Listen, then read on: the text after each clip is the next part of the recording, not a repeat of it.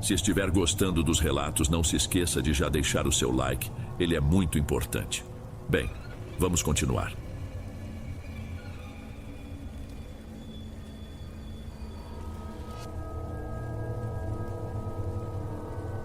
Antes de irmos para o último relato, se ainda estiver por aqui, comente o horário que está assistindo. Gosto de saber quem assiste os relatos até o final. Bem, vamos continuar.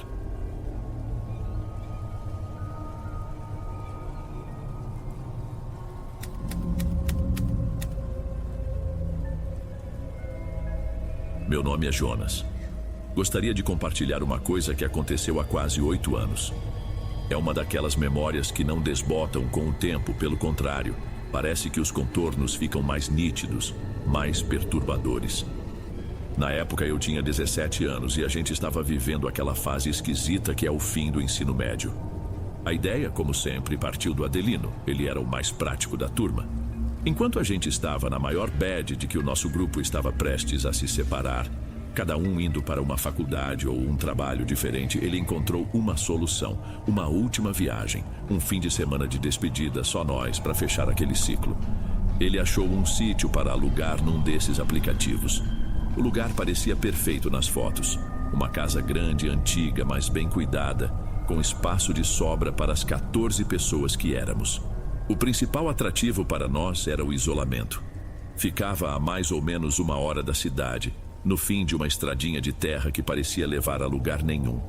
Sem vizinhos, sem ninguém para reclamar do nosso som. Chegamos numa sexta-feira, no meio da tarde. O ar ali era diferente, mais denso. A casa era térrea e comprida, com uma varanda coberta na frente, daquelas com piso de cimento vermelho.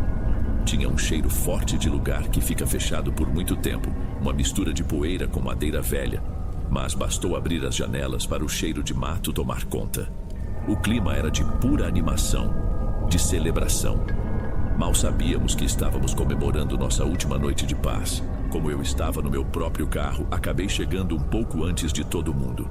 O sol já estava baixo e o céu estava com uns tons de laranja e roxo, e a frente da casa começava a ficar no escuro. Desliguei o motor e fiquei ali por um instante só ouvindo o som do vento no mato. Foi quando eu os vi. Na varanda, no escuro, havia formas paradas. Não eram nítidas.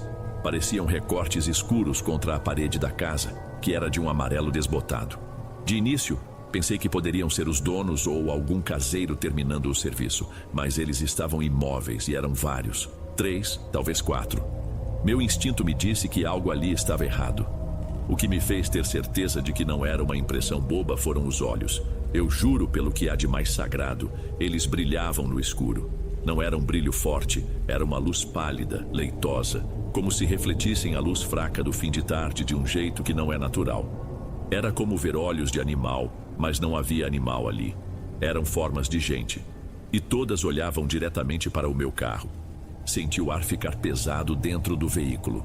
Minha mão ficou no contato da chave, pronta para ligar o carro e sair dali. Mas, antes que eu pudesse fazer qualquer coisa, ouvi a gritaria e o som alto vindo da estrada. Os outros 2 carros chegaram levantando poeira, com os faróis varrendo tudo. Pisquei, olhei de novo para a varanda e não havia mais ninguém. Sumiram. A chegada barulhenta dos meus amigos me fez duvidar do que eu tinha visto. Decidi que era melhor ficar quieto. Não queria ser o cara que começa a viagem com uma história esquisita. A chegada dos outros foi como uma onda de barulho que varreu a estranheza do lugar. Em menos de 5 minutos, o porta-malas do carro do Adelino estava aberto, tocando uma música alta, e a quietude foi substituída por uma bagunça de vozes e risadas. Aquela imagem das figuras na varanda começou a parecer distante, quase boba. Eu me convenci de que era só o cansaço da viagem, coisa da minha cabeça. A noite correu exatamente como o planejado. Acendemos a churrasqueira e o cheiro de carne e pão de alho logo dominou o ambiente.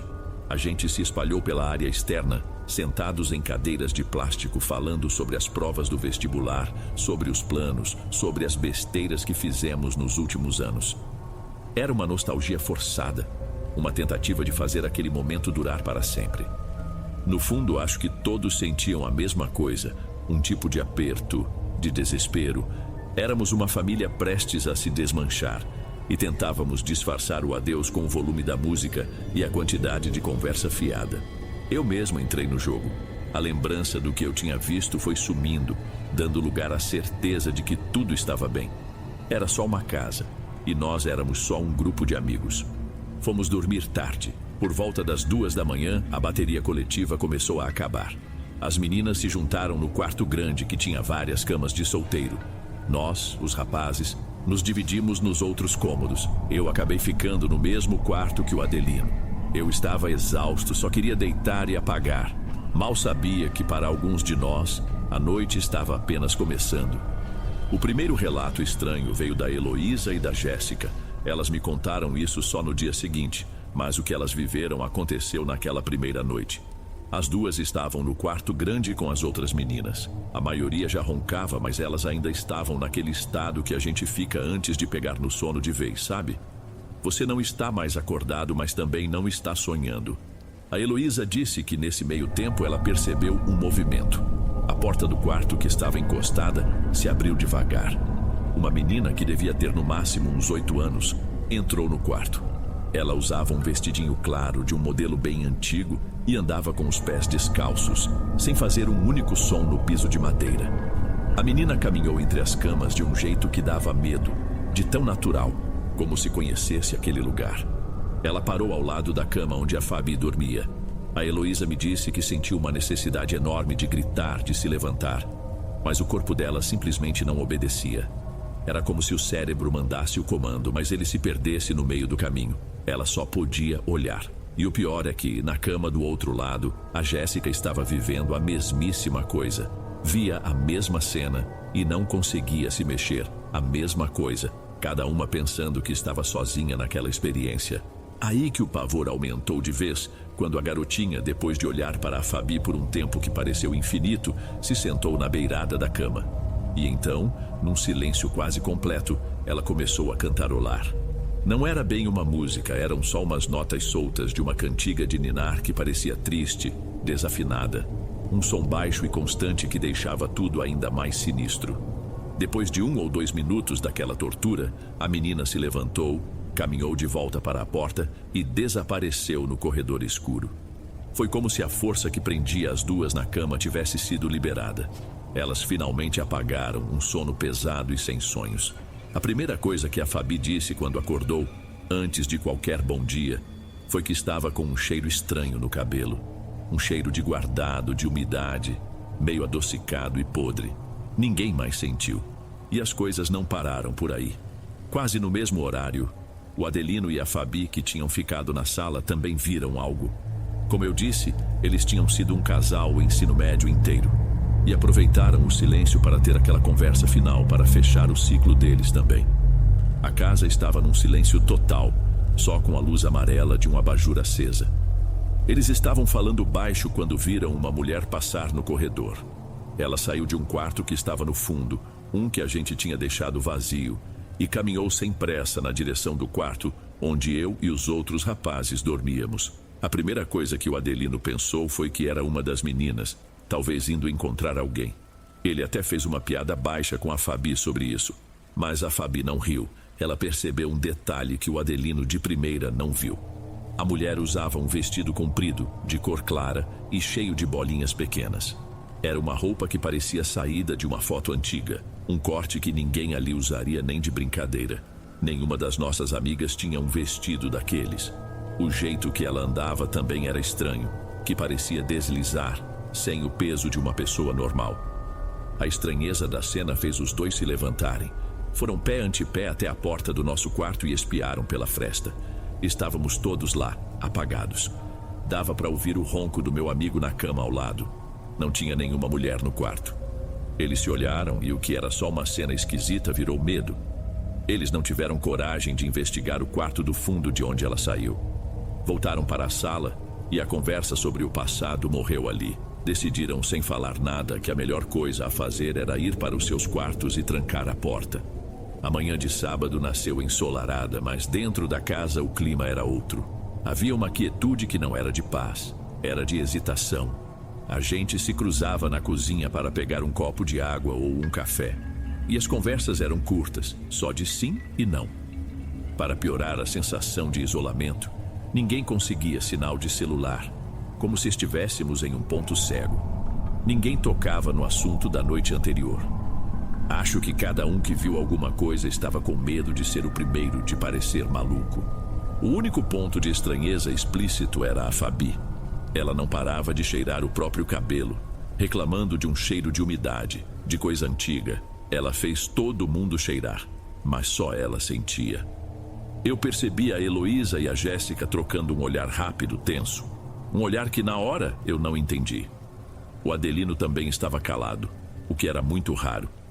Ele, que era sempre o centro das atenções, parecia no mundo da lua. Eu mesmo me sentia um idiota. A luz do dia que entrava pelas janelas fazia a casa parecer normal, até acolhedora. A imagem daquelas silhuetas na varanda parecia um delírio, uma invenção da minha cabeça cansada. Talvez a gente só estivesse impressionado com o lugar pela ideia de ser a nossa última vez juntos. A tensão era enorme e acho que todo mundo sentiu o mesmo alívio quando alguém, acho que foi a Jéssica, sugeriu que a gente fosse tomar café da manhã fora. Disseram que tinha uma lanchonete de beira de estrada ali perto que era famosa. A velocidade com que todo mundo concordou deixou claro. Ninguém aguentava mais ficar dentro daquela casa. A lanchonete era um lugar simples, uma construção pequena com um balcão de metal e algumas mesas de plástico na beira da rodovia. O cheiro era de café passado e de massa de pastel fritando. A gente se sentou numa mesa comprida e por uns minutos o mesmo silêncio pesado da casa nos acompanhou. Quem quebrou o gelo, para minha surpresa, foi o Adelino.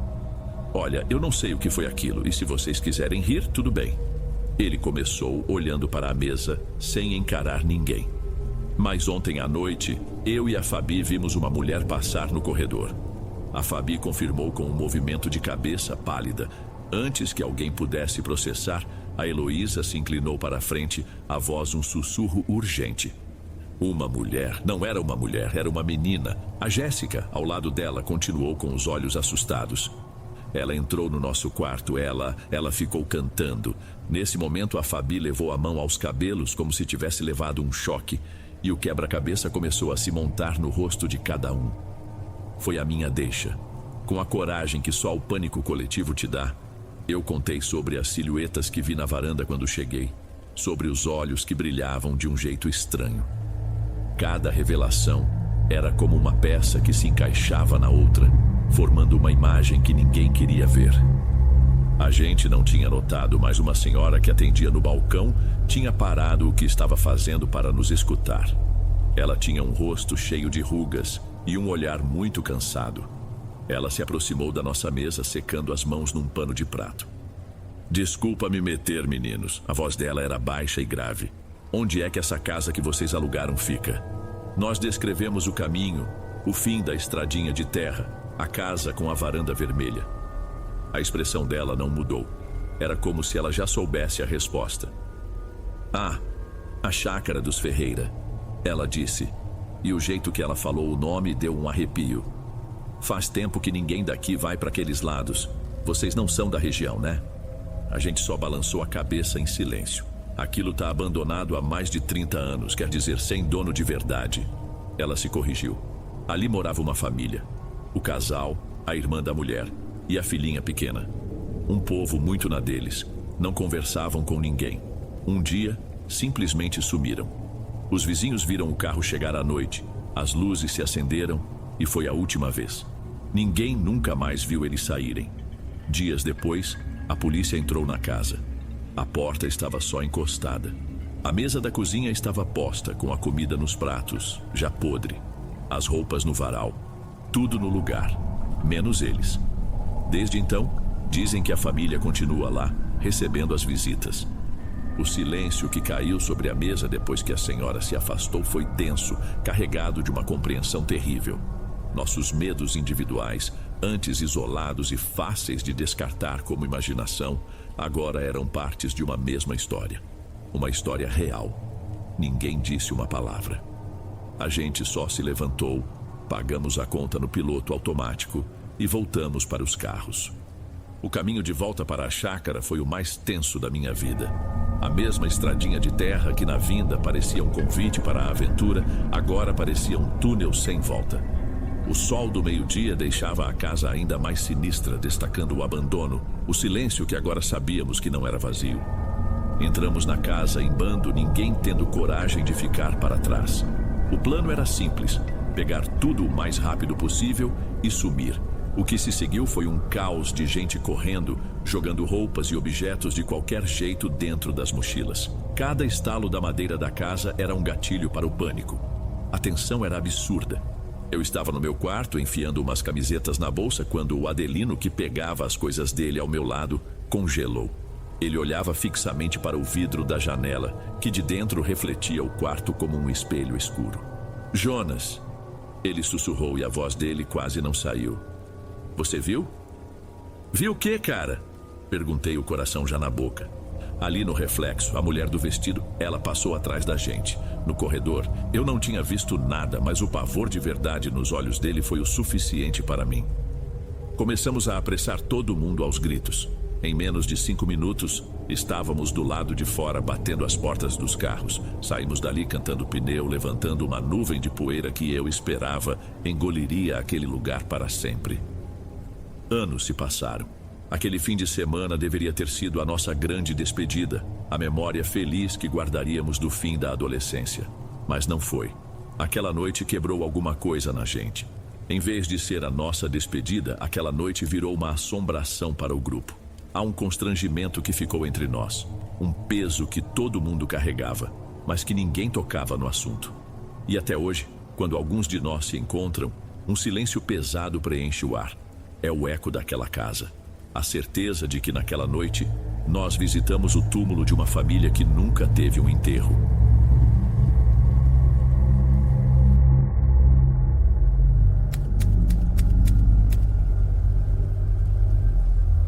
Resolvi criar coragem para contar o meu relato. É uma história que aconteceu com a minha família há alguns anos e que até hoje me causa uma sensação estranha. Uma coisa que só de lembrar já me dá um negócio ruim.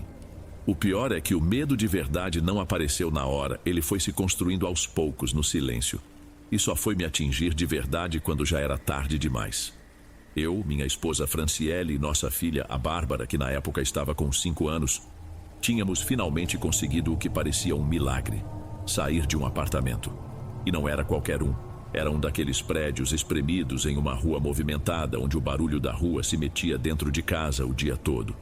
A gente sonhava com uma casa, um lugar que fosse nosso de verdade. Nem que fosse alugado, mas que tivesse espaço, silêncio. Um canto seguro para a nossa filha crescer em paz. E nós encontramos uma casa antiga num bairro residencial daqueles com ruas largas e cheias de árvores, onde você quase não vê prédio. Era um sobrado com um pé direito alto, um piso de taco de madeira que entregava a idade da construção, mas que tinha aquele ar de coisa sólida, sabe? Tinha até um quintal pequeno nos fundos, todo cimentado, com um muro coberto de samambaias. Para quem vinha de um lugar onde a gente mal conseguia se mexer, aquilo era um luxo só. Eu me sentia orgulhoso, de verdade. Sentia que tinha conseguido um lugar seguro para elas. Pura ilusão a minha. Assim que fechamos o contrato, eu me adiantei uns dias na mudança para ir levando as coisas mais pesadas. Chamei uns amigos para aquele mutirão clássico, a gente carregando os móveis em troca de cerveja e de uma conversa fiada no fim do dia. O ar ali parecia diferente, mais leve. Era o começo de uma vida nova. Tudo parecia estar finalmente entrando no seu devido lugar. Foi num desses dias, com a casa ainda cheia de caixas e eco, que a primeira peça estranha desse quebra-cabeça apareceu. Estávamos subindo com um guarda-roupa de embuia, um monstro de madeira maciça, e o suor já escorria. Eu e meu amigo, o Álvaro, o colocamos no chão da sala com aquele baque surdo de alívio.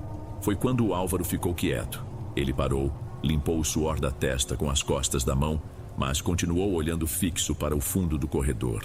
Ele me cutucou de leve, sem tirar os olhos de lá. Bruno? Ele disse, a voz um pouco baixa demais. Acho que tem um senhor aí dentro. Eu segui o olhar dele. O corredor estava mergulhado numa penumbra, só com a luz da sala entrando de lado. Não vi nada. Um senhor onde, cara? Tá maluco? Respondi, rindo um pouco para quebrar o clima. Juro, cara. Ele insistiu, agora me olhando sério. Ele botou a cabeça para fora, olhou pra gente e depois voltou. Dali, ó. Ele apontou com o queixo para uma porta que ficava no fim do corredor. A descrição dele foi simples. Um homem mais velho, moreno, de cabelo bem branco. Ele disse que o jeito que o homem olhou não era de um vizinho curioso nem de alguém que estivesse trabalhando ali. Era só um olhar. E depois sumiu para dentro. A primeira coisa que pensei foi no locador. Talvez tivesse esquecido algum documento? Mas não. Quem me alugou a casa foi uma senhora. E já estava tudo resolvido. Minha cabeça começou a trabalhar rápido. Um reflexo? A sombra de um galho balançando lá fora? Eu não queria criar um clima estranho ali. Estávamos celebrando uma conquista. Não queria que uma impressão esquisita estragasse o dia. Para não deixar o Álvaro com aquela cara de quem viu fantasma, e também porque lá no fundo aquilo me incomodou, eu caminhei até o fim do corredor. A porta que ele tinha apontado era de fato esquisita. Era de uma madeira simples, pintada exatamente do mesmo tom de branco da parede, quase se camuflando. Não tinha maçaneta, só um buraco escuro e pequeno onde um dia, provavelmente existiu uma. Empurrei com a palma da mão, nada, a folha de madeira nem tremeu. Forcei um pouco com o ombro, mas era a mesma coisa que empurrar a parede ao lado. Estava completamente imóvel. Aquilo era estranho. Por instinto bati com os nós dos dedos na porta. O som foi abafado, maciço. Então bati na alvenaria ao lado dela. O som foi idêntico. Foi quando a ficha caiu de um jeito meio torto. Não havia um cômodo ali atrás. Era só parede. Uma porta de mentira lacrada que não levava a lugar nenhum. Uma gambiarra de alguma reforma antiga. Voltei para a sala tentando parecer o mais tranquilo possível. Cara, você deve ter se enganado mesmo. Eu disse apontando para trás com o polegar. A porta é lacrada, tem parede atrás. Deve ter sido algum reflexo da janela da sala, sei lá. O Álvaro deu de ombros com uma expressão que dizia que ele não estava nem um pouco convencido, mas não tocou mais no assunto. E para ser bem sincero, Dom, eu também fiz questão de não tocar. Na minha cabeça, a explicação era perfeitamente lógica. Se a porta não abria, ninguém poderia ter saído de lá. Simples assim. Eu tinha uma casa inteira para montar, uma família para trazer para o nosso novo lar. Não ia perder tempo com o que para mim era só um cansaço do meu amigo.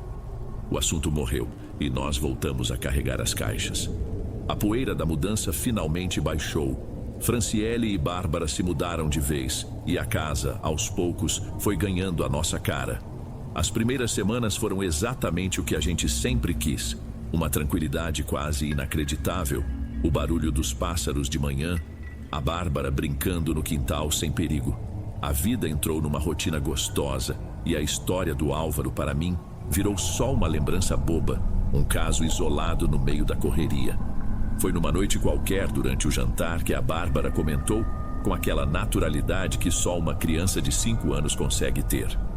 O moço disse oi para mim hoje de novo. Ela falou mais interessada em amassar a batata no prato do que na conversa. Eu e a Franciele nos olhamos por cima da mesa segurando o riso. Era oficial, a fase do amigo imaginário tinha chegado. É mesmo, filha? Que moço? Franciele perguntou, entrando na fantasia dela numa voz de brincadeira. O que mora aqui com a gente? Ela respondeu como se fosse a coisa mais óbvia do mundo. E completou. Ele é legal, ele tem o cabelo todo branco. Dom, eu não sei explicar direito. Não foi um susto. Foi uma sensação oca, um nó no estômago. A descrição era a mesma. Cabelo todo branco. Mas eu sacudi a cabeça, quase que literalmente, para espantar o pensamento. Era uma coincidência absurda. A imagem de um senhor de idade é a coisa mais comum que existe. Eu disse a mim mesmo. E o que mais esse seu amigo faz? Eu perguntei, me esforçando para manter o tom de brincadeira.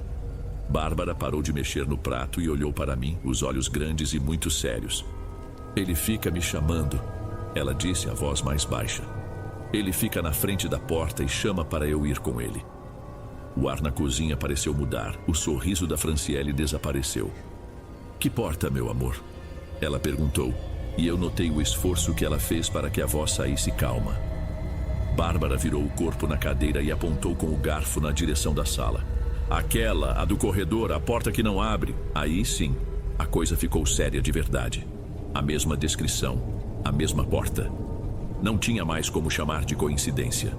A lembrança do que o Álvaro disse voltou com uma clareza desconfortável. Vi nos olhos da Franciele que a mesma conexão tinha se formado na cabeça dela. Mas o que um pai e uma mãe fazem numa hora dessas? Você apavora sua filha? Diz que ela está vendo coisas? Nós fizemos o que parecia ser a única opção sensata. Negamos. Dissemos que era só a imaginação dela, que a porta era engraçada e por isso ela criava histórias. Pedimos para ela não pensar mais nisso. E com o tempo, ela parou de falar. Mas para mim, a paz daquela casa tinha acabado de ser quebrada. E a vida continuou. É impressionante como a nossa mente consegue empurrar certas coisas para o fundo de uma gaveta e trancar. O tempo passou. Foram quase 5 anos inteiros naquela casa. Bárbara cresceu, foi para a escola, fez amigos de verdade, de carne e osso.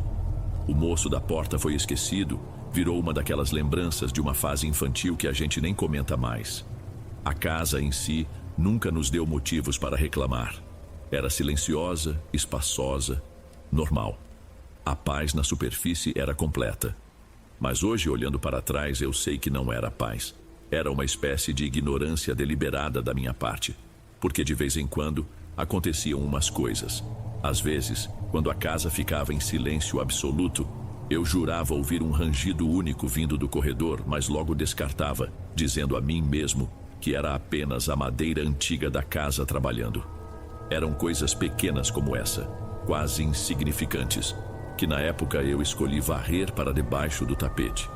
Lembro de uma tarde, cheguei do trabalho e encontrei os bonecos da Bárbara, aqueles que ela mais gostava, todos enfileirados no corredor. Estavam perfeitamente alinhados, sentados no chão de taco, com os olhinhos de plástico todos virados para a porta lacrada. Quando eu perguntei, ela negou na hora. Disse que não foi ela e ainda falou, baixinho, que ele não gosta que mexam ali. Eu respirei fundo e não disse nada. Arrumei os bonecos e me convenci de que era só uma brincadeira dela para não levar bronca pela bagunça. Teve outra vez numa noite de chuva forte daquelas que o vento assobia nas frestas. Eu e a Franciele estávamos na sala quando ela me cutucou. Amor, ouviu isso? Ela sussurrou com os olhos arregalados. Isso o quê? Só estou ouvindo a chuva. Respondi. Parecia um arranhado em madeira, sabe? Como uma unha. Veio do corredor. Nós ficamos em silêncio absoluto por quase 1 minuto, apenas escutando o barulho do temporal lá fora. Não ouvimos mais nada. Deve ser um galho de árvore batendo na parede, eu disse. E nós dois aceitamos essa explicação sem questionar. Era muito mais fácil e mais confortável acreditar no galho da árvore. O tempo passou e a vida, como sempre faz, deu outra guinada. Recebi uma proposta de trabalho irrecusável em outra cidade. E lá estávamos nós, quase 5 anos depois, no meio das caixas de papelão outra vez. A mesma bagunça, o mesmo cansaço. E honrando o velho pacto, o Álvaro estava lá de novo, me ajudando a encaixar as últimas coisas no caminhão de frete que eu tinha alugado. Já era bem tarde da noite. A rua estava deserta com aquela iluminação amarelada dos postes criando sombras longas. Tínhamos acabado. Eu bati a porta traseira do caminhão, o som metálico ecoando na rua silenciosa. Antes de entrar no carro, me virei e olhei para a casa. Um último olhar, uma despedida silenciosa do lugar onde a Bárbara tinha passado boa parte da infância. E foi nesse momento que eu o vi, na janela do andar de cima, no quarto que tinha sido o da minha filha. Não era um vulto, não era uma sombra disforme causada por um galho de árvore. Dom, eu vi com uma clareza que me dá um nó na garganta só de lembrar. Parado, me observando de volta, estava um homem. Um senhor moreno, de cabelo ralo e inteiramente branco. A figura dele se destacava contra a escuridão do cômodo vazio. Era ele, exatamente como o Álvaro tinha descrito no primeiro dia. Exatamente como a Bárbara tinha falado. Tantos anos antes, eu simplesmente parei de respirar.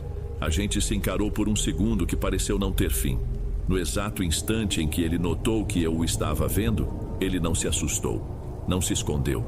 Ele fez algo que me deixou completamente paralisado. Muito lentamente ele virou a cabeça para o lado, para dentro do quarto, como se estivesse olhando na direção do corredor. Então, ele ergueu o braço e apontou. Um gesto lento, deliberado, inconfundível. Ele estava apontando diretamente para o lugar na parede onde ficava a maldita porta selada. A chave do carro que estava na minha mão caiu no asfalto com um barulho que eu mal registrei. O gesto dele não era uma ameaça, era uma afirmação, uma resposta para uma pergunta que eu nunca tive coragem de fazer. Todo o castelo de cartas de coincidências e fantasias infantis que eu sustentei por anos desabou em um único segundo. Um instinto tomou conta.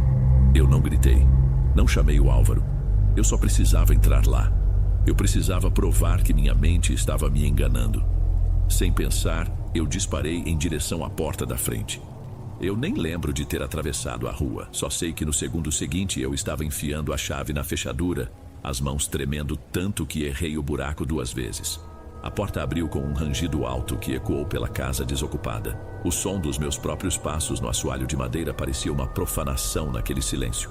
Não perdi tempo no andar de baixo. Subi as escadas de 2 em 2 degraus com o coração disparado. Fui direto para o antigo quarto da Bárbara. Vazio. Completamente vazio. O cheiro de poeira e de parede nua estava no ar. A luz amarelada do poste entrava pela janela, desenhando um retângulo pálido no chão. Vasculhei o armário embutido. Abri a porta do banheiro minúsculo que ficava ao lado. Nada. Ninguém. Um silêncio que pesava. Minha mente, em desespero, ainda tentava encontrar uma explicação racional.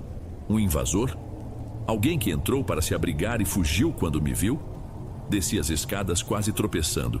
Verifiquei cada cômodo. A cozinha, a sala de jantar, a pequena área de serviço. A porta dos fundos, que dava para o quintal cimentado, estava trancada por dentro. A chave ainda na fechadura. Fui de janela em janela, testando as travas. Todas firmemente fechadas. Não havia um único sinal de arrombamento, nenhum vidro quebrado, nenhum vestígio de que outra pessoa de carne e osso tivesse estado ali. Parei no meio da sala, ofegante, com as mãos nos joelhos. O suor frio escorria pela minha testa, e foi naquele momento, no silêncio pesado daquela casa vazia, que o último pilar da minha negação desabou. Não havia invasor nenhum. Não tinha como. Eu estava completa e totalmente sozinho ali dentro. E aquilo que eu vi na janela não era deste mundo. Saí da casa devagar, quase sem sentir o chão. Tranquei a porta da frente, o clique da fechadura soando definitivo e oco. Guardei a chave no bolso. Foi a última vez que toquei naquela casa. Atravessei a rua em silêncio, caminhando de volta para o caminhão onde o Álvaro me esperava, encostado na lataria. Ele olhou para o meu rosto e sua expressão mudou na mesma hora. "Que cara é essa, Bruno? Aconteceu alguma coisa? Você tá pálido, parece que viu um fantasma." Ele disse, com uma ironia que nem ele mesmo percebeu. Eu respirei fundo, mas o ar parecia não preencher meus pulmões. Eu vi. Minha voz saiu num sussurro rouco. "Álvaro, eu vi o homem. O velho que você me falou naquele dia." Ele se endireitou, ficando sério, me encarando. "Onde?" "Na janela." Respondi, sentindo um tremor começar nas minhas mãos. "Lá em cima, no quarto da Bárbara." Ele estava olhando para mim. E ele apontou. Ele apontou para dentro, na direção daquela porta. Álvaro não riu, não duvidou nem por um segundo. Ele apenas balançou a cabeça devagar, com um olhar pesado, quase de compaixão. "Eu te falei, cara." Ele disse muito baixo. "Desde o primeiro dia eu te falei. Tinha alguma coisa muito errada naquela casa. Hoje já estamos estabelecidos na nova cidade, em outra casa, outra vida. Mas aquela noite, aquela imagem, não sai da minha cabeça. Eu fico repassando cada detalhe, cada peça que eu me forcei a ignorar por anos. O aviso do meu amigo, as palavras inocentes da minha filha, os brinquedos alinhados no corredor, o arranhão na madeira durante a tempestade. Os sinais estavam todos ali, o tempo todo. Nós não vivemos com um fantasma qualquer. Nós moramos por quase 5 anos com alguma coisa que vigiava a casa. E é isso, Dom, que me aterroriza de verdade. Ele não parecia ser do mal. Nunca foi agressivo, nunca nos ameaçou. Ele apenas vigiava, protegia algo. Mas o quê? O que diabos tinha ou está selado atrás daquela porta falsa que era tão importante a ponto de manter um espírito preso ali? E a pergunta que não me deixa dormir, a pergunta que realmente importa, é a pior de todas. Por que ele chamava a minha filha? Era um convite? Um aviso? O que teria acontecido se a Bárbara, com a curiosidade e a inocência dos seus 5 anos, tivesse de alguma forma obedecido? Eu me orgulhava tanto de ter tirado minha família de um lugar que eu julgava perigoso para dar a eles um porto seguro. No fim, eu os coloquei para dormir, noite após noite, sob o mesmo teto de um segredo que eu nunca vou entender. Falhei em protegê-los não de uma ameaça que se pode ver e lutar contra, mas de uma que se esconde na normalidade do dia a dia. A casa ficou no passado, mas o medo que ela me deixou, essa dúvida eterna, essa eu vou carregar comigo para sempre.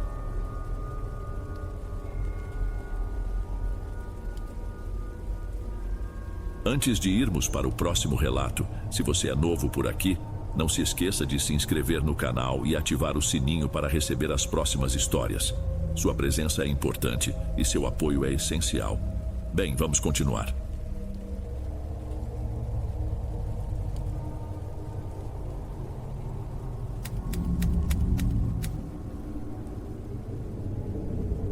Meu nome é Elton.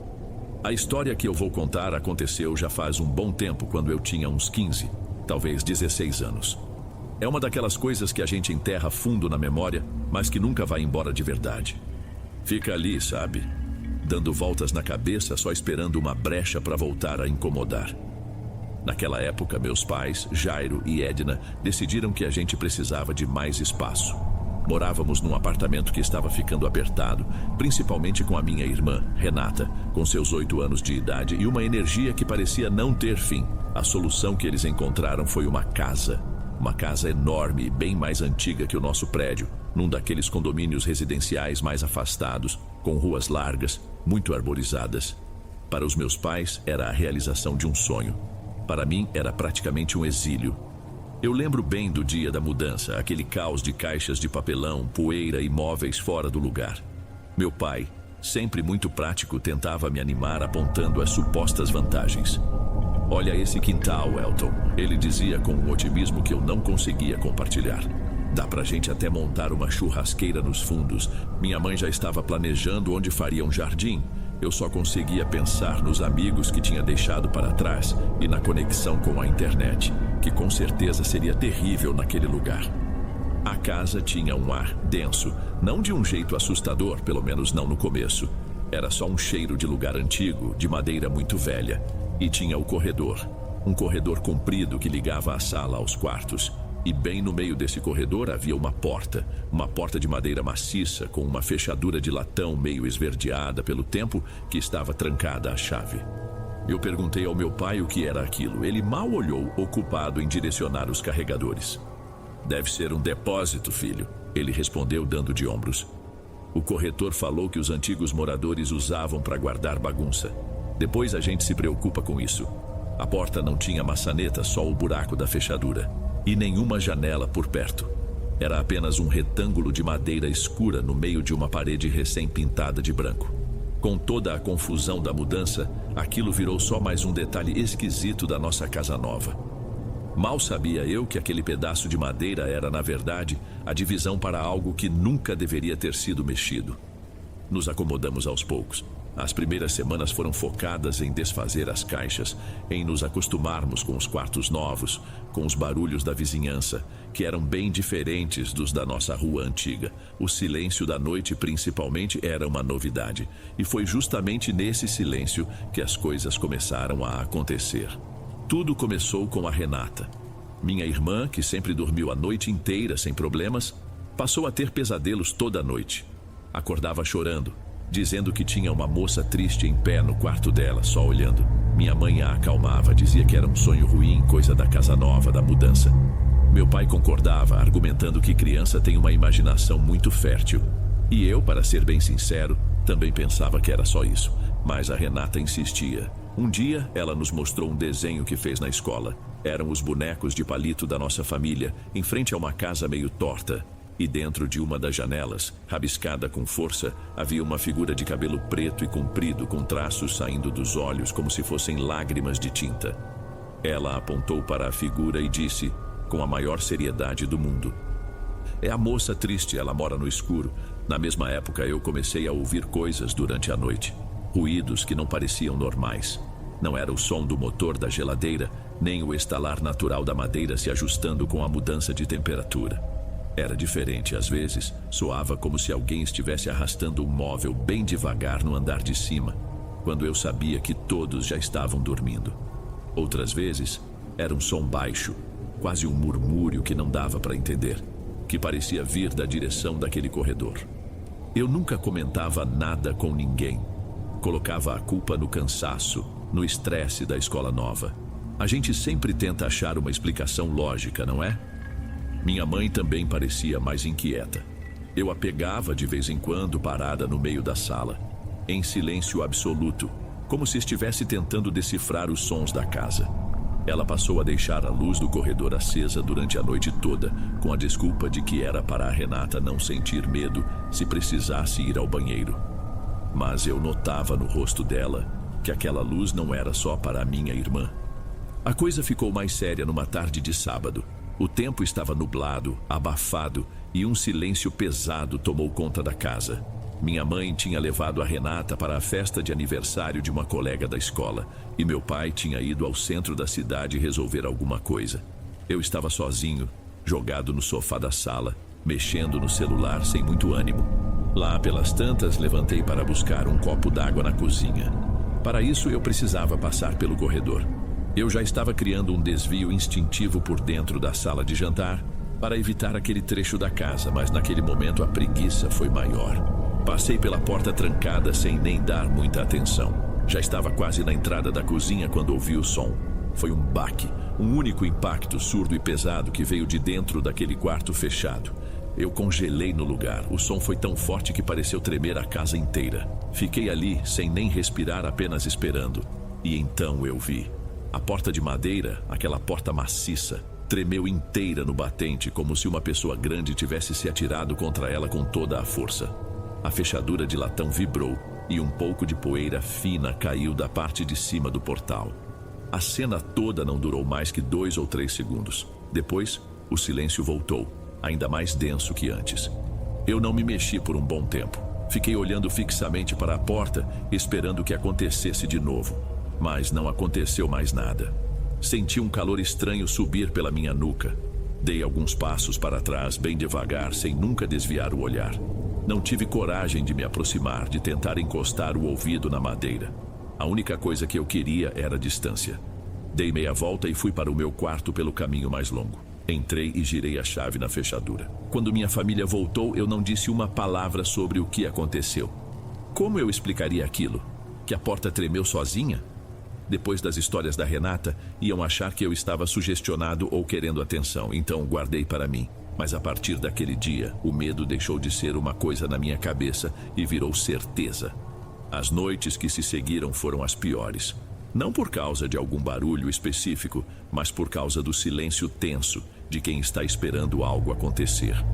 Eu ficava no meu quarto, com os ouvidos atentos a qualquer ruído, e o menor estalo da casa já me deixava tenso. Renata continuava com as noites ruins. A paz na nossa família tinha acabado. O ponto de virada para o meu pai, o momento em que meu pai parou de duvidar, aconteceu numa terça-feira. Eu tinha acordado no meio da noite com sede, e ao passar pelo corredor, ouvi as vozes deles vindo da cozinha. Falavam muito baixo. Instintivamente parei antes de entrar no campo de visão deles, ficando no escuro. Eu ouvi de novo Edna. Era a voz do meu pai. O tom dele estava diferente, cansado. Soava como uma confissão. Ouviu o que, Jairo? Minha mãe perguntou. A voz dela era cuidadosa, quase com medo da resposta. Batidas, não foi estalo de madeira, não foi o encanamento. Foram batidas. 3 batidas. Vieram de lá de dentro. Fez-se um silêncio longo. Eu podia quase visualizar minha mãe sentada à mesa, olhando para ele, processando aquilo. Eram como alguém batendo com os dedos na porta. Ela perguntou, a voz num fio. Meu pai respirou fundo antes de responder. Pior, o som parecia vir mais do fundo do cômodo, como se alguém batesse na parede oposta à porta. E foi ritmado, pausado, intencional. O ar na cozinha pareceu ficar mais denso, mesmo da distância em que eu estava. Ouvir meu pai, o homem que sempre teve uma explicação lógica para absolutamente tudo, admitir que não tinha explicação. Aquilo foi mais assustador do que qualquer barulho que eu pudesse ter escutado. Era a confirmação de que eu não estava imaginando coisas. Não dá mais, ele disse por fim, e a voz dele tinha recuperado a firmeza. Mas não era a firmeza da certeza, era a da decisão. Eu não vou continuar nessa angústia, vendo vocês duas assustadas e eu mesmo sem conseguir dormir em paz. Chega, amanhã a primeira coisa que vou fazer é chamar um chaveiro. A gente vai abrir essa porta e acabar com essa palhaçada de uma vez por todas. Minha mãe não respondeu e eu voltei para o meu quarto sem fazer nenhum som, com um nó na boca do estômago. Era uma mistura de alívio e de um pavor profundo pelo que nós poderíamos encontrar lá dentro. Meu pai cumpriu o que disse. No dia seguinte, por volta das 10 da manhã, um carro parou em frente de casa e um senhor de macacão azul desceu. O chaveiro. Ele era um homem baixo, falante, que assobiava enquanto carregava sua maleta de ferramentas. Uma figura tão comum, tão normal, que o contraste com a nossa ansiedade era gigante. Fechadura das antigas, hein? Ele comentou com meu pai, examinando a porta com um ar profissional. Dessas que não se fazem mais, vai dar um trabalhinho, mas não tem porta que não abra. Meu pai pediu que eu e a Renata ficássemos na sala. Nós obedecemos, mas nos sentamos no sofá mais próximo do corredor, de onde podíamos ouvir tudo. Minha mãe ficou ao lado do meu pai, de braços cruzados, com o olhar fixo na porta. O chaveiro começou o seu trabalho. O som das suas ferramentas, os cliques metálicos, o raspar do metal dentro da fechadura ecoava pela casa silenciosa. Foram 20 minutos de pura agonia. 20 minutos em que o único som no mundo parecia ser o trabalho daquele homem e a nossa própria respiração contida. Então, um estalo mais alto e definitivo soou. "Prontinho, chefe", disse o chaveiro se afastando e secando o suor da testa. "Está aberta." Meu pai ficou parado por um instante. Depois ele mesmo estendeu a mão, girou o que restava da antiga fechadura e puxou a porta. Ela rangeu, um som longo e agudo, como uma reclamação por ter seu descanso interrompido. A primeira coisa que nos atingiu foi o cheiro. Um cheiro denso, de ar que não circulava há anos. Era uma mistura de poeira, mofo e algo mais. Um cheiro meio adocicado e enjoativo, como um perfume de flores que apodreceu. O quarto estava quase vazio, as paredes nuas, o chão coberto por uma fina camada de pó. A única coisa que quebrava o espaço eram 3 caixas de papelão, empilhadas bem no centro do cômodo, como se formassem um tipo de altar. O chaveiro olhou para dentro, coçando a cabeça. "Ué, pensei que o quartinho estivesse entulhado", ele disse.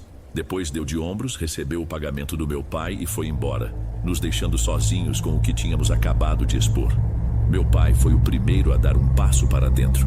Ele caminhou até as caixas e abriu a que estava no topo.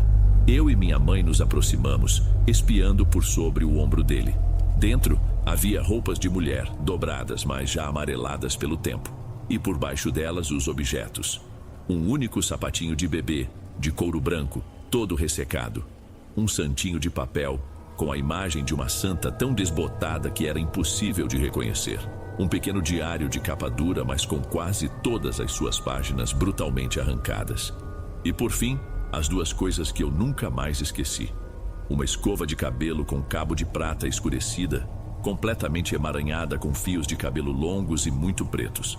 E um pequeno monte de fotografias antigas. Em todas elas, os rostos das pessoas haviam sido riscados com fúria, ou o papel simplesmente rasgado, deixando apenas os corpos e as roupas para trás. Ficamos ali parados no corredor, olhando para dentro daquela caixa, e ninguém disse uma palavra por um bom tempo. Meu pai fechou a tampa devagar, como se o conteúdo pudesse queimar ao toque. Minha mãe abraçou a Renata, que olhava para tudo aquilo com os olhos arregalados, obviamente sem entender o que os objetos significavam, mas sentindo o clima pesado que ficou. Meu pai fechou a porta. A fechadura estava inutilizada, então ele apenas a encostou e tentou travar com o que restava do mecanismo. O clima na casa ficou insuportável pelo resto do dia. Ninguém ousou ligar a televisão, ninguém pôs música. Passamos as horas seguintes num silêncio sombrio, cada um perdido nos próprios pensamentos, tentando inutilmente encontrar algum sentido naquilo. Era a história de alguém. Uma história aparentemente triste e violenta que tinha sido trancada e deixada para trás. À noite, depois do jantar mais quieto das nossas vidas, meu pai se sentou em sua poltrona na sala. Ele pegou um daqueles almanaques antigos da cidade, Um livro de capa dura que já estava numa das estantes quando nos mudamos. Ele sempre gostou de ler um pouco antes de dormir, e eu acho que naquele momento ele estava desesperadamente tentando forçar uma sensação de normalidade, de voltar para a rotina. Ele abriu o livro e no mesmo instante um pedaço de papel pequeno, dobrado e muito amarelado, deslizou de dentro dele e pousou no tapete. Meu pai se inclinou, pegou o papel, desdobrou com cuidado e leu o que estava escrito. O rosto dele perdeu toda a cor. Foi uma mudança tão súbita, tão drástica, que minha mãe percebeu na hora. "O que foi, Jairo? O que é isso?" Ele não conseguiu responder. Apenas estendeu a mão e entregou o bilhete para ela. Minha mãe leu e levou a mão à boca, abafando um som. Eu me levantei do sofá e li por cima do ombro dela. A caligrafia era fraca, tremida, a tinta de caneta quase sumindo no papel frágil. A mensagem era curta, mas definitiva. Dizia apenas: "Não abram a porta, não a deixem sair." Naquele segundo, tudo se encaixou. Os pesadelos da Renata, as batidas metódicas, a porta tremendo. Não eram ecos de uma tragédia antiga, eram avisos. E nós, na nossa arrogância, não tínhamos escutado nenhum deles. O que tínhamos feito não foi resolver um mistério. Nós tínhamos cometido um erro terrível. O pânico que se seguiu foi silencioso, mas desesperado. Sem trocar muitas palavras, meu pai e eu fomos até o corredor. Ele usou uma chave de fenda para forçar e travar a porta no batente. Depois, nós dois empurramos o móvel mais pesado da sala, uma cômoda antiga e maciça, e a arrastamos pelo chão até que ela cobrisse completamente a visão da porta. Foi uma tentativa irracional de fingir que ela não estava mais ali. De selar de novo o que nós tínhamos acabado de libertar. Passaram-se umas 2 ou 3 semanas. A vida, de uma maneira muito bizarra, encontrou um jeito de continuar. A cômoda pesada seguia no meio do corredor. Uma aberração na decoração da casa que nós nos forçávamos a ignorar, desviando dela todos os dias. Renata parou de mencionar a moça triste, mas agora ela insistia em dormir com a porta do seu quarto totalmente aberta e a luz do abajur acesa. Nós não questionamos. O medo não tinha ido embora. Ele já fazia parte da casa. Às vezes, quando a casa estava quieta à noite, eu tinha a impressão de sentir aquele mesmo cheiro adocicado vindo do corredor. Mas era tão fraco que eu nunca tinha certeza se era real ou apenas a minha memória. Então, meus pais tiveram um casamento para ir. Era de um primo distante, numa chácara em outra cidade, e eles precisariam passar a noite fora. A solução, como sempre nessas ocasiões, foi chamar minha tia Ivete para ficar conosco. Minha tia é irmã da minha mãe, uma pessoa extremamente enérgica e prática, que não tem a menor paciência para o que ela chama de frescura. Ela não sabia de absolutamente nada do que tinha acontecido em casa. Para ela, a cômoda no corredor era só mais uma prova do péssimo gosto da minha mãe para decoração. A noite começou de forma absolutamente normal. Minha tia fez um macarrão com queijo caprichado, nós assistimos a um filme qualquer na televisão. Mas eu não conseguia relaxar. Meus olhos fugiam para a entrada do corredor a cada 5 minutos. Tia Ivete, que não é boba, percebeu. "Que bicho te mordeu, Elton? Parece que viu fantasma." Ela brincou, dando uma risada, e eu forcei um sorriso amarelo em resposta. Lá pelas 10 da noite, ela nos mandou para a cama. Vamos, circulando já para os quartos. Seus pais só chegam de madrugada e eu não quero ninguém caindo de sono na escola amanhã." Eu fui para o meu quarto, mas não consegui dormir. Fiquei deitado na cama, de olhos abertos, ouvindo os sons da casa. Ouvi minha tia ir para o quarto de hóspedes e, depois de um tempo, o silêncio tomou conta de tudo. Eu devo ter cochilado em algum momento, porque a próxima coisa de que me lembro é do som que quebrou a paz da madrugada. Foi um grito agudo, rasgado, carregado com um tipo de pavor que eu nunca tinha ouvido na minha vida. Era a voz da minha tia. Pulei da cama no mesmo instante. A porta do quarto da Renata também se abriu e ela saiu de lá chorando, completamente assustada. Corremos juntos na direção do corredor. A cena era horrível. Tia Ivete estava sentada no chão, encolhida, com as costas apoiadas na parede oposta à cômoda. Os olhos dela estavam arregalados, vidrados no móvel. Ela tremia dos pés à cabeça e tentava falar, mas sua voz não passava de um gaguejo incompreensível. "O que foi, tia? O que aconteceu?" Eu perguntava, me aproximando com cuidado para não assustá-la mais. A mulher, ela finalmente conseguiu articular, a voz falhando terrivelmente. Ela estava ali, parada, bem na frente do armário, olhando para mim. Renata se agarrou com força na minha perna, chorando ainda mais. Que mulher, tia? Não tem ninguém aqui em casa. Tinha! Ela gritou e o pânico em sua voz era absoluto. O cabelo preto, escorrido, e o vestido dela parecia molhado. Ela não me falou nada, Elton, só ficou lá, parada, me olhando. Foi nesse exato momento que ouvimos o barulho da chave na porta da frente. Meus pais tinham chegado.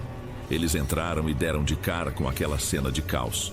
Minha tia em estado de choque no chão, Renata aos prantos e eu no meio dos dois paralisado.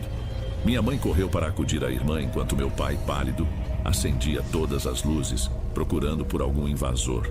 Mas não havia ninguém, obviamente. A casa estava vazia, além de nós.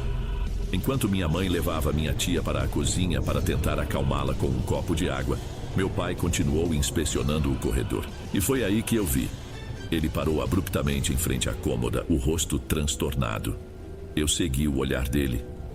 Na madeira escura ilustrada do móvel havia 3 arranhões. 3 arranhões compridos e fundos, que definitivamente não estavam ali antes. Eles atravessavam a superfície da madeira de cima a baixo, como se unhas muito fortes tivessem tentado rasgar a madeira para sair. Não houve mais nenhuma discussão. Na manhã seguinte, enquanto minha tia Ivete se despedia, ainda visivelmente abalada, meu pai já estava ao telefone com um corretor de imóveis. Ele não queria saber de lucro, não queria esperar pelo momento certo. Ele só queria sair dali. Nossa segunda mudança foi uma correria, um desespero. Em menos de um mês, estávamos encaixotando nossas vidas de novo. Desta vez, não havia nenhuma empolgação, nenhum sonho. Era uma fuga, pura e simples. Meu pai vendeu a casa por um preço bem abaixo do que valia, e eu ouvi ele dizer ao corretor que havia um problema sério de infiltração num quarto dos fundos que não deveria ser usado de jeito nenhum. Foi a mentira que ele inventou para justificar a pressa e o preço.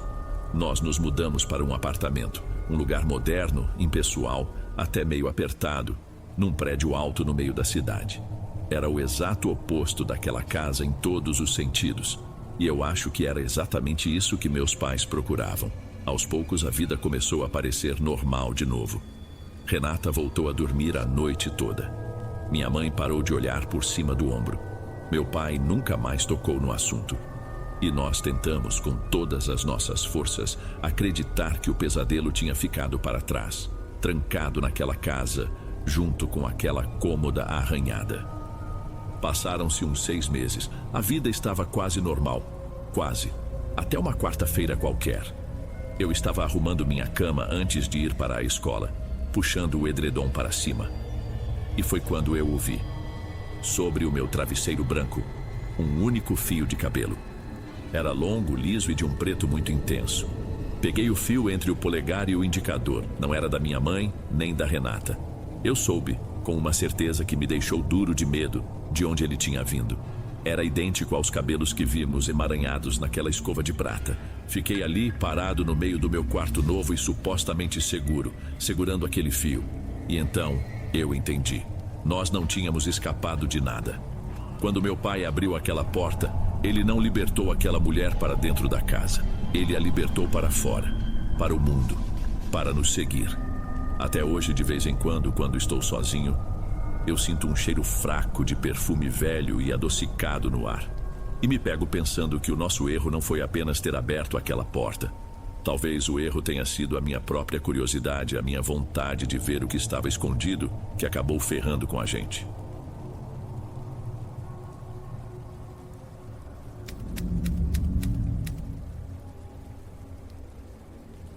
Sabe, Dom, tem um tipo de terror que a gente não vê muito por aí. Um que não tem monstro nem fantasma de cemitério. É o terror que nasce na mesa de almoço de domingo. Na minha família, a desgraça começou assim, com meu avô Ronaldo ficando doente. Ele sempre foi um homem duro, quieto, mas comigo era diferente.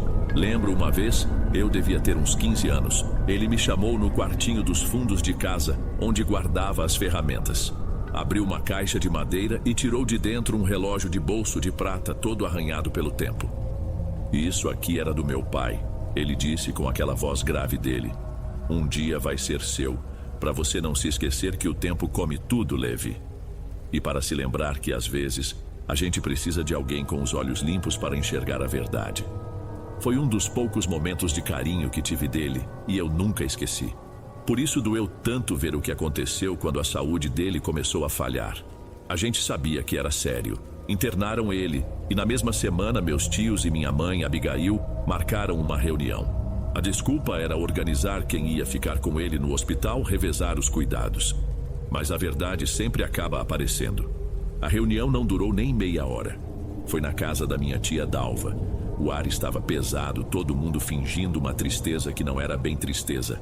Era mais uma inconveniência. Eles falavam baixo sobre custos, sobre o plano de saúde, até que minha tia, a mais nova e a mais direta de todos, cortou a conversa fiada. E a casa do pai? Ela soltou, olhando para ninguém em específico, mas a pergunta ficou no ar, pesada. Quem vai ficar com a casa? Minha mãe, Abigail, começou a chorar baixinho. Não sei se de raiva ou de decepção. Os outros dois, meus tios Henrique e Samuel, desviaram o olhar, fingindo que não era com eles. Foi a própria Dalva que quebrou o silêncio que ela mesma criou. Deixa, eu cuido dele. Ela disse de repente com uma convicção que não tinha antes. Minha filha já está criada, quase não para em casa. Para mim não custa nada me mudar para lá e ficar com o pai. Faço por amor. Amor. A palavra soou oca, falsa. Primeiro ela pergunta da casa, depois se oferece para cuidar dele como se fosse a coisa mais natural do mundo. Para mim aquilo foi uma jogada calculada. Minha mãe percebeu também, eu vi no jeito que ela enrijeceu o corpo, mas não disse nada. Ninguém disse. Acho que o alívio de se livrarem do problema foi maior que a desconfiança. Em menos de 15 dias meu avô teve alta. Ele voltou para casa, mas não era mais o mesmo homem. Fraco, não conseguia nem subir a escada para o próprio quarto. Minha tia Dalva, já instalada, arrumou tudo para ele ficar no escritório, no térreo. Desceram a cama dele, colocaram uma mesinha ao lado. O escritório virou o quarto do doente e ali ela mandava. Poucos dias depois ele mandou chamar todo mundo. Não foi um pedido, foi uma ordem. Quando chegamos, os 5 filhos estavam lá, cada um num canto da sala, parecendo estranhos um para o outro. Minha mãe me levou junto, acho que para não ficar sozinha naquela atmosfera. Meu avô não fez rodeios, ele estava pálido, a voz era um sopro, mas os olhos ainda tinham aquela dureza de antes. Ele disse que não tinha testamento em papel, não tinha advogado, não tinha nada disso. Tudo o que ele deixaria para eles estava guardado. E aí ele apontou com a mão trêmula para o canto do escritório. Era um arcaz, uma caixa de madeira escura, maciça, com detalhes de metal enferrujado nas bordas. Era um móvel antigo, tão grande e pesado que parecia um pouco com um caixão. Eu senti um desconforto só de olhar para aquilo. Aí dentro, ele falou pausadamente, estão as escrituras, os papéis do terreno, o que tiver de conta, algumas joias da mãe de vocês. Tudo. O baú só abre com uma chave. Ele fez uma pausa, olhou para cada um dos seus filhos, demorando o olhar em Dalva por um segundo a mais. A chave está num envelope e o envelope está debaixo do meu colchão. Quando chegar a minha hora, vocês saberão o que fazer. Ninguém falou nada, mas eu vi os olhares se cruzando. Minha mãe depois me contou que o que sentiu não foi medo, foi uma certeza ruim. Não era um jeito normal de organizar uma herança. Era uma armadilha. Meu avô, do leito de morte, estava jogando o último jogo com eles. Ele sabia da ganância, da pressa, e deixou a isca ali, bem debaixo do corpo dele. A pergunta que ficou no ar, sem que ninguém precisasse fazer, era: quem teria a coragem de enfiar a mão ali antes da hora? Depois daquele dia, a casa do meu avô ficou diferente. A presença daquele arcaz no escritório mudou tudo. Meus tios Henrique e Samuel, junto com minha mãe, se reuniram de novo, dessa vez sem a Dalva. A conversa foi na cozinha da nossa casa, em voz baixa, como se tivessem medo que as paredes ouvissem. É óbvio que ela quer pegar tudo, disse Henrique, o mais velho, batendo os dedos na mesa. Ela tá lá, do lado da cama dele, só esperando a chance. A gente precisa se revezar, minha mãe concordou com a voz embargada. Não podemos deixar ela sozinha com ele o tempo todo. Um dorme lá, outro leva o almoço, a gente se vira. Todos concordaram. Parecia o certo a se fazer, o mínimo. Prometeram que no dia seguinte iam ligar um para o outro, montar uma escala, organizar tudo. Mas as boas intenções na minha família costumam morrer na praia. Passou um dia, 2, uma semana. Ninguém ligou. Ninguém montou escala nenhuma. A rotina de cada um, o trabalho, os próprios problemas, tudo foi mais importante. Era mais fácil deixar como estava, deixar o fardo nas costas da Dalva, mesmo desconfiando dela. A falta de atitude de todo mundo foi uma forma de concordar com ela. E assim, minha tia continuou lá, sozinha com meu avô, exatamente como ela queria. O silêncio dos outros irmãos era a permissão que ela precisava. A coisa toda explodiu umas 3 semanas depois. A gente meio que se acostumou com o silêncio. Era mais cômodo, eu acho. Ninguém queria de fato ir lá e encarar meu avô naquele estado, nem a minha tia Dalva com aquele jeito dela. Mas um dia minha mãe estava na cozinha fazendo o almoço e parou de repente com a faca no ar. Levi, ela me chamou e eu vi que a testa dela estava franzida. Você não acha estranho? A Dalva não liga há dias, nem para pedir alguma coisa. Naquele momento a ficha caiu para mim também. A gente não tinha notícias concretas há pelo menos uns 3 dias. 3 dias de silêncio absoluto. Minha mãe largou tudo e foi para o telefone fixo. Ligou para a casa do meu avô. O telefone chamou, até dar aquele som de linha ocupada. Ela tentou o celular da Dalva. Caixa postal direto. Ligou mais umas 5 vezes, o desespero já começando a aparecer na voz dela a cada tentativa. Ninguém atende, ela disse, colocando o fone no gancho com força. Ela ligou para o meu tio Henrique, ele não sabia de nada, achou que ela estava exagerando. Ligou para o Samuel, que também não via ou falava com eles há quase uma semana. A última vez que alguém tinha tido contato foi o Samuel, que deixou umas compras na porta e só falou com a Dalva pela janela. Quando foi isso? Minha mãe perguntou já com a voz trêmula. Houve um silêncio do outro lado da linha. A gente podia sentir a ficha caindo para todo mundo ao mesmo tempo. Ninguém sabia direito. Naquela mesma tarde a ansiedade virou pânico. Meu tio Henrique, o mais esquentado, decidiu ir até lá. Ele bateu na porta, gritou, ninguém respondeu. Olhou pelas frestas das janelas, mas as cortinas estavam todas fechadas, a casa parecia adormecida. Em menos de 2 horas estávamos todos lá na frente. Meus tios, minha mãe e eu. Cada um chegou com a sua própria cópia da chave do portão, menos a minha mãe. E sendo sincero, foi melhor assim. Meu tio Henrique abriu o portão e depois a porta da frente. A casa estava num silêncio que não era de paz, era de abandono, um silêncio morto. Assim que entramos, um cheiro grosso, adocicado e úmido bateu na gente. Vinha do fundo do corredor. Minha mãe levou a mão à boca. Não, foi só o que ela conseguiu sussurrar. Ninguém queria ir, mas a gente foi. Seguimos o cheiro que ficava mais forte a cada passo, até a porta do escritório. Meu tio empurrou a porta que rangeu um pouco. A cena lá dentro era... eu não sei nem que palavra usar. A cama do meu avô estava toda revirada. O colchão tinha sido arrancado da base e jogado de lado no chão, com um rasgo enorme no forro, como se um animal desesperado tivesse tentado cavar alguma coisa ali. E ao lado da cama, caído de bruços, estava o corpo. Meu avô. O calor daqueles dias tinha acelerado as coisas. Eu não vou dar os detalhes, Dom, mas o estado dele... a imagem nunca mais saiu da minha cabeça. O rosto virado para o lado, a boca meio aberta, os olhos... os olhos pareciam olhar para o colchão rasgado. Mas não era só isso. O arcaz de madeira, o baú da herança, tinha sido arrastado por uns 2 metros, deixando marcas no assoalho. E no chão, perto da cama, estava o envelope que meu avô falou. Amassado e vazio. A chave não estava em lugar nenhum. Todos se entreolharam. O choque inicial virou uma raiva quieta. Cadê ela? Henrique rosnou mais para si mesmo do que para nós. Reviraram a casa inteira. O quarto onde Dalva estava ficando, o banheiro, a cozinha. Nada. As roupas dela estavam lá, alguns sapatos, mas as coisas importantes tinham sumido. A bolsa, documentos, o celular. Minha mãe, que até então estava em choque, explodiu. A dor virou ódio na hora. Aquela desgraçada! Ela gritou e a voz dela ecoou pela casa vazia. Ela brigou com ele pelo baú, matou o meu pai, roubou tudo e sumiu. Ninguém discordou, a história parecia se encaixar perfeitamente. A gananciosa, o assassinato, a fuga. Naquele momento, para nós, minha tia Dalva virou um monstro, a culpada perfeita. Depois do enterro do meu avô, a caça à Dalva começou. Ligaram para as amigas dela, para a filha, que morava em outra cidade e mal falava com a mãe. Ninguém sabia de nada. Meu tio Samuel, que tinha uns contatos, falou com um conhecido dele da polícia extraoficialmente para ver se achava alguma coisa. Nada. A mulher tinha evaporado. As semanas viraram meses. A casa do meu avô ficou fechada, com aquele arcaz mudo e pesado lá dentro. Meus tios tentaram abrir o troço uma vez.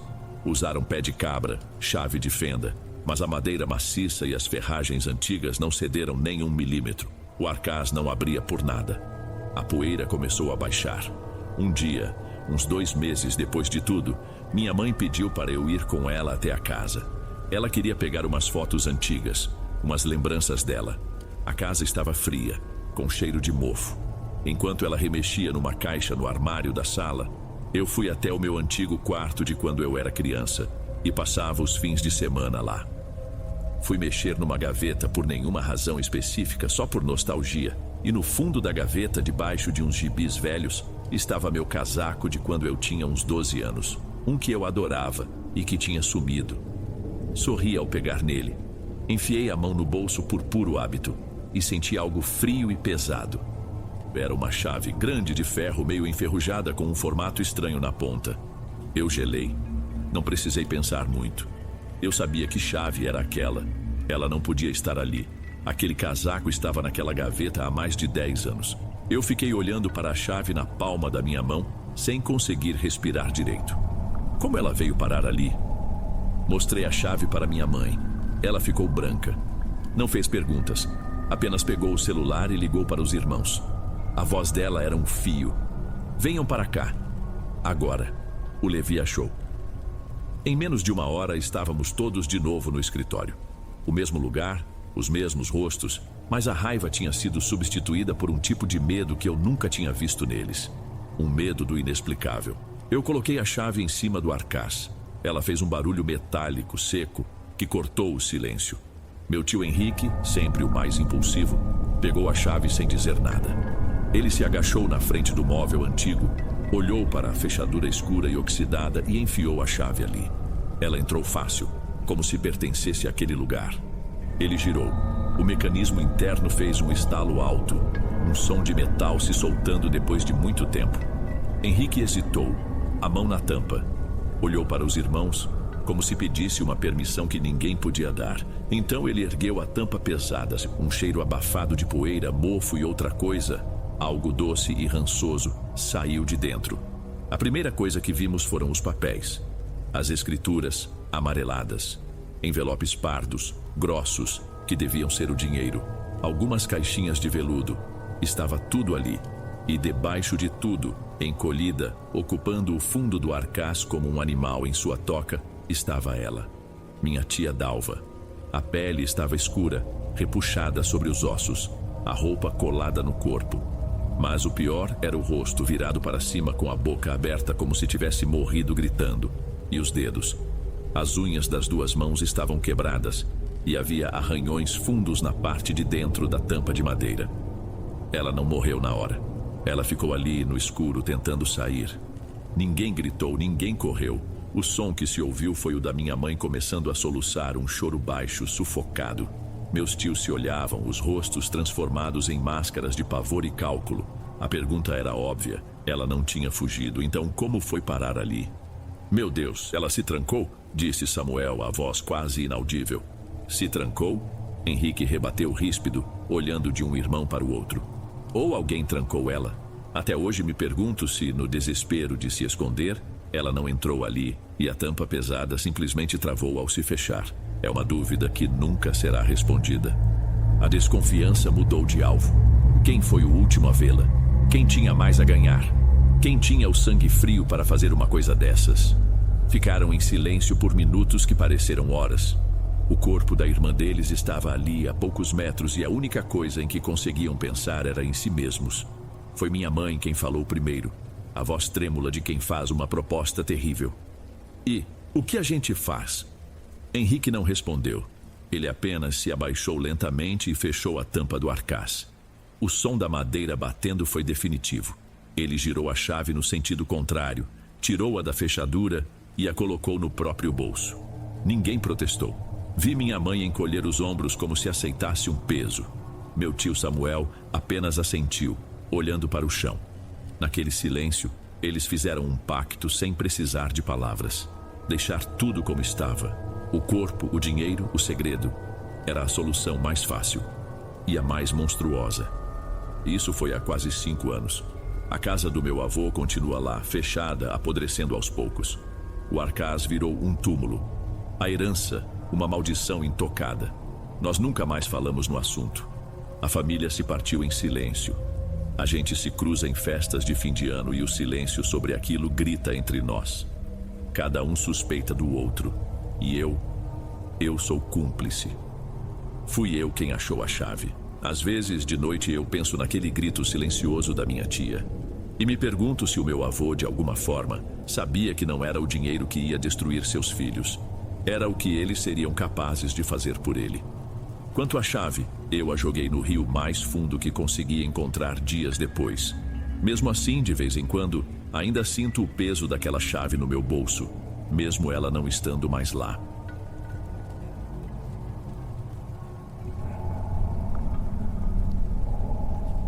Ei pessoal, obrigado por ouvirem.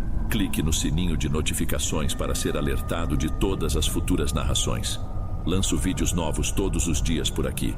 Espero te ver nos próximos. Agora na tela vou deixar outros 2 bons vídeos que sei que irão gostar. Te vejo por lá.